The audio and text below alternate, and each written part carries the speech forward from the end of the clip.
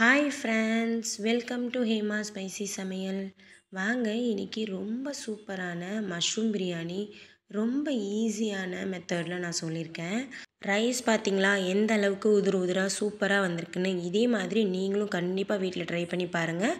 அதுக்கு இந்த வீடியோவை ஸ்கிப் பண்ணாமல் எண்டு வரைக்கும் பாருங்கள். நம்ம சேனலை நீங்கள் சப்ஸ்கிரைப் பண்ணனா சப்ஸ்கிரைப் பண்ணிக்கோங்க. பக்கத்தில் இருக்க பெல் ஐக்கானையும் கிளிக் பண்ணிக்கோங்க. இப்போது ஒரு 5 லிட்டர் குக்கர் வச்சுருக்கேன். உங்ககிட்ட இதே மாதிரி அடிகனமான பாத்திரம் இருந்துச்சுன்னா அது கூட யூஸ் பண்ணிக்கலாம். டபரா இருந்ததுன்னா கூட யூஸ் பண்ணிக்கலாம். இப்போது அதில் ஒரு 4லேருந்து 5 டேபிள் ஸ்பூன் அளவுக்கு ஆயில் சேர்த்துருக்கேன். அதில் 2 ஏலக்காய், 2 துண்டு பட்டை, ஒரு 4 கிராம்பு, ஒரு ஸ்டாரு, அரை டீஸ்பூன் அளவுக்கு சோம்பு சேர்த்துருக்கேன். 2 பட்டையும் இந்த மாதிரி சேர்த்துக்கலாம். சேர்த்துட்டு நல்லா பொரிய விட்டுக்கலாம். பொரிஞ்சதுக்கப்புறமா மிக்ஸ் பண்ணி விட்டுருக்கேன். இப்போது ஒரு 2 பெரிய வெங்காயம் ஸ்லைசஸாக கட் பண்ணி எடுத்திருக்கேன். ஆனியனை சேர்த்து நல்லா வதக்கி விட்டுக்கலாம். ஆனியன் நல்லா கலர் சேஞ்ச் ஆகி வரணும் அந்த அளவுக்கு. இப்போ பாருங்கள், நல்லா வதங்கி வந்திருக்கு. கொஞ்சமாக கலர் சேஞ்ச் ஆகிருக்கு. இந்த டைம்லேயே 3 பச்சை மிளகாவையும் சேர்த்துக்கலாம். சேர்த்துட்டு நல்லா கலந்து விட்டுக்கலாம். ஆனியன் கூட பச்சை மிளகாய் சேர்ந்து நல்லா வதங்கி வந்துடும். அதுக்கப்புறமா நம்ம இஞ்சி பூண்டு பேஸ்ட்டு ஒரு 2 டீஸ்பூன் அளவுக்கு சேர்த்துக்கலாம். இஞ்சி கொஞ்சம் ஜாஸ்தியாக இருக்கணும், பூண்டு கம்மியாக இருந்தால் கரெக்டாக இருக்கும். சேர்த்து அரைச்சி விழுதாக எடுத்து வச்சுருக்கேன். அதில் ஒரு 2 டீஸ்பூன் அளவுக்கு சேர்த்துருக்கேன். சேர்த்துட்டு நல்லா மிக்ஸ் பண்ணி விட்டுக்கலாம். இப்போது தக்காளி சேர்க்குறதுக்கு முன்னாடியே நம்ம மசாலா சேர்த்துக்கணும். அரை டீஸ்பூன் அளவுக்கு தனி மிளகாய் தூள் சேர்த்து நல்லா மிக்ஸ் பண்ணி விட்டுக்கலாம். ஆயிலே இந்த மாதிரி சேர்த்து வதக்கும்போது நமக்கு பிரியாணிக்கு நல்லா கலர் கொடுக்கும், சூப்பராக இருக்கும். கூடவே ஒரு 1/4 டீஸ்பூன் அளவுக்கு காஷ்மீரி சில்லி பவுடர் சேர்த்துருக்கேன். இது ஜஸ்ட் கலருக்காக. சேர்த்துட்டு நல்லா மிக்ஸ் பண்ணி விட்டுக்கலாம். நம்ம வேறு எதுவுமே இதுக்கு மசாலா சேர்க்க போகிறதில்ல, அவ்வளவுதான். இப்போது ஒரு 3 தக்காளி எடுத்திருக்கேன். ஸ்லைசஸாக கட் பண்ணிவிட்டு அதையும் சேர்த்துட்டு நல்லா மிக்ஸ் பண்ணி விட்டுக்கலாம். தக்காளி பார்த்திங்கன்னா நல்லா நமக்கு மசிஞ்சு வெந்து வரும். அது வரைக்கும் நல்லா நம்ம வதக்கி விட்டுக்கலாம். இது வடி பிரியாணி ஸ்டைலில் நம்ம பண்ண போகிறோம். அதனால் தக்காளி வதங்கிட்டு இருக்கட்டும். அதே டைமில் நீங்கள் இன்னொரு பாத்திரத்தில் கொஞ்சமாக தண்ணி சேர்த்து நல்லா கொதிக்க விட்டுக்கணும், ரைஸ் வடிக்கிறதுக்காக. இப்போ பாருங்கள், தக்காளி நல்லா வதங்கி வந்துருச்சு. இதில் ஒரு கைப்பிடி அளவுக்கு புதினா கொத்தமல்லி 2ம் சேர்த்துருக்கேன். சேர்த்துட்டு நல்லா கலந்து விட்டுக்கலாம். நீங்கள் வீடியோ ஸ்கிப் பண்ணாமல் பார்த்தீங்கன்னா உங்களுக்கு எல்லாமே கிளியராக புரியும். தண்ணி எந்த டைமில் கொதிக்க வைக்கணும், ரைஸை எப்போ வடிக்கணும் அப்படின்றதெல்லாம் கிளியராக டீட்டெயிலாக சொல்லியிருப்பேன். அதனால் வீடியோ ஸ்கிப் பண்ணாமல் பாருங்கள். இப்போது ஒரு டீஸ்பூன் அளவுக்கு சால்ட் சேர்த்துருக்கேன். சேர்த்துட்டு நல்லா மிக்ஸ் பண்ணி விட்டுக்கலாம்.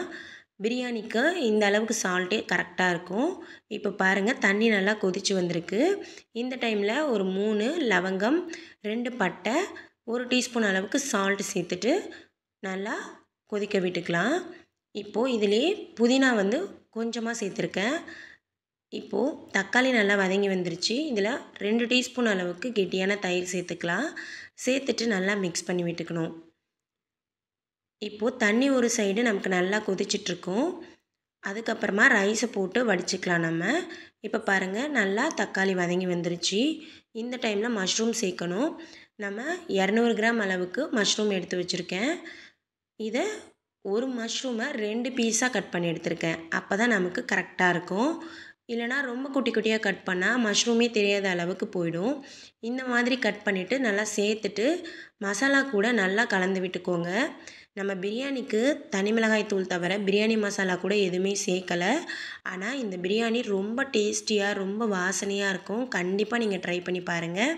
இப்போ பாருங்கள், நல்லா கலந்து விட்டுட்டேன். அரை மணி நேரத்துக்கு முன்னாடி பாஸ்மதி ரைஸ் எடுத்து ஊற வச்சு எடுத்து வச்சுருக்கேன்.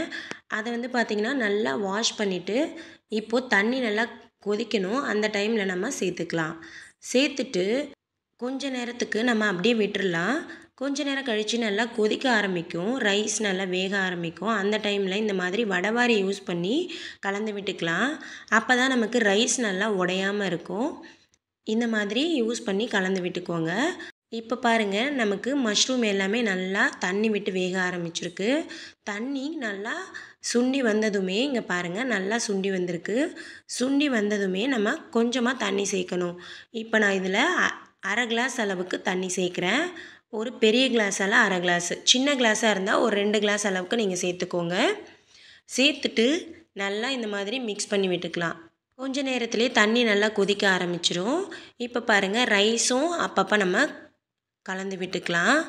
இப்போ பாருங்கள் நல்லா ஒட்டாமல் வரும் ரைஸு. நல்லாவே ஓரளவுக்கு வெந்துருச்சு. இன்னும் கொஞ்சம் கூட வேகட்டும். மஷ்ரூமில் ஆல்ரெடி நம்ம தண்ணி சேர்த்துருந்தோம் இல்லைங்களா, அதுவுமே நல்லா கொதிச்சு வந்துருச்சு. எண்ணெய்லாம் நல்லா பிரிஞ்சு வெளியில் வரும். அது வரைக்கும் வதக்கி விட்டுக்கலாம். இப்போ பாருங்கள் நல்லாவே எண்ணெய் பிரிஞ்சு வெளியில் வந்துருச்சு. ரைஸும் நல்லா வெந்துருச்சு. அதாவது ஒரு 70% அளவுக்கு குக் ஆகணும், அந்த அளவுக்கு.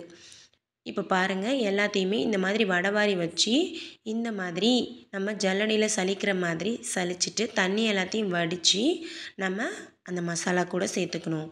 இந்த மெத்தடில் கண்டிப்பாக ட்ரை பண்ணி பாருங்கள். ஒரு ரைஸ் கூட உங்களுக்கு குழையாது. ரொம்பவே டேஸ்டியாக சூப்பராக இருக்கும். ஒரு டைம் இந்த மெத்தடில் ட்ரை பண்ணி பாருங்கள். கண்டிப்பாக நல்லாயிருக்கும். இந்த மாதிரி எல்லா ரைஸையும் சேர்த்துட்டு இந்த மாதிரி லைட்டாக கலந்து விட்டுக்கோங்க. ரொம்ப போட்டு கலந்தால் உடஞ்சிரும் ரைஸு. பாருங்கள் இந்த மாதிரி லைட்டாக கலந்து விட்டுட்டு நல்லா சமப்படுத்தி விட்டுக்கணும். இப்போது தண்ணி நமக்கு கம்மியாக இருக்கும்.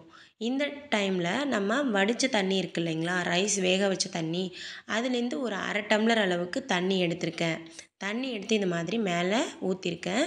இப்போ பாருங்கள் இந்த அளவுக்கு தண்ணி இருக்கணும். இந்த அளவுக்கு தண்ணி இருந்ததுன்னா கரெக்டாக இருக்கும். நீங்கள் பாஸ்மதி ரைஸ்னு இல்லை, எந்த ரைஸ்னாலும் இதே மெத்தடில் கண்டிப்பாக ட்ரை பண்ணி பாருங்கள். உங்களுக்கு சூப்பராக வரும் பிரியாணி. இப்போ பாருங்கள் தண்ணி மட்டும் எப்படி வைக்கணுன்றது கண்டிப்பாக இந்த வீடியோவில் கிளியராக சொல்லியிருக்கேன். எப்படின்னு பார்த்துக்கோங்க. இப்போது குக்கருக்கு கரெக்டான ஒரு பிளேட்டாக எடுத்து மூடியிருக்கேன். மூடி போட்டுட்டு ஒரு உருளை எடுத்து அது மேலே வெயிட்காக வச்சுருக்கேன். உருள் வச்சதுக்கப்புறமா ஒரு 10 மினிட்ஸ் கரெக்டாக ஸ்லோ ஃப்ளேமில் வச்சுட்டு ஓப்பன் பண்ணியிருக்கேன். 10 மினிட்ஸ் இருந்தால் கரெக்டாக இருக்கும். அந்த தண்ணி எல்லாமே வற்றிருக்கும். பாருங்கள் எந்த அளவுக்கு சூப்பராக உதிர் உதிராக வந்திருக்குன்னு. கொஞ்சம் கூட அடி பிடிக்காது. கண்டிப்பாக நீங்கள் செஞ்சு பார்த்துட்டு இதே மெத்தடில் எனக்கு எப்படி இருந்ததுன்னு கமெண்ட் செக்ஷனில் சொல்லுங்கள். பாருங்கள் ஒரு ரைஸ் கூட நமக்கு உடையவே இல்லை. எந்த அளவுக்கு சூப்பராக உதிர் உதிராக வந்திருக்குன்னு. கண்டிப்பாக நீங்களும் இதை வீட்டில் ட்ரை பண்ணி பார்த்துட்டு எப்படி இருந்துச்சுன்னு சொல்லுங்கள். உங்களுக்கு எதாவது டவுட் இருந்துச்சுன்னா கூட கமெண்ட் செக்ஷனில் கேளுங்க, நான் ரிப்ளை பண்ணுறேன். இதே மாதிரி அளவுகளோடு நீங்களும் பண்ணி பாருங்கள், கரெக்டாக வரும். இதே மாதிரி நீங்கள் தம் போடாமல் விசில் விடணும்னா ஒரே ஒரு விசில் விட்டு எடுத்திங்கனாவே கரெக்டாக வந்துடும். ஆனால் தம் போட்டு இந்த மாதிரி பண்ணும்போது வடி பிரியாணி ஸ்டைலில் ரொம்ப டேஸ்டியாக இருக்கும். ரைத்தா கூட வச்சு சாப்பிடும்போது ரொம்ப டேஸ்டியாக இருக்கும். ட்ரை பண்ணி பார்த்துட்டு எப்படி இருந்ததுன்னு எனக்கு சொல்லுங்கள். நம்ம வீடியோ பிடிச்சிருந்ததுன்னா லைக் பண்ணுங்கள், ஷேர் பண்ணுங்கள், சப்ஸ்கிரைப் பண்ணுங்கள். பக்கத்தில் இருக்க பெல் ஐக்கானையும் கிளிக் பண்ணுங்கள். தேங்க்யூ.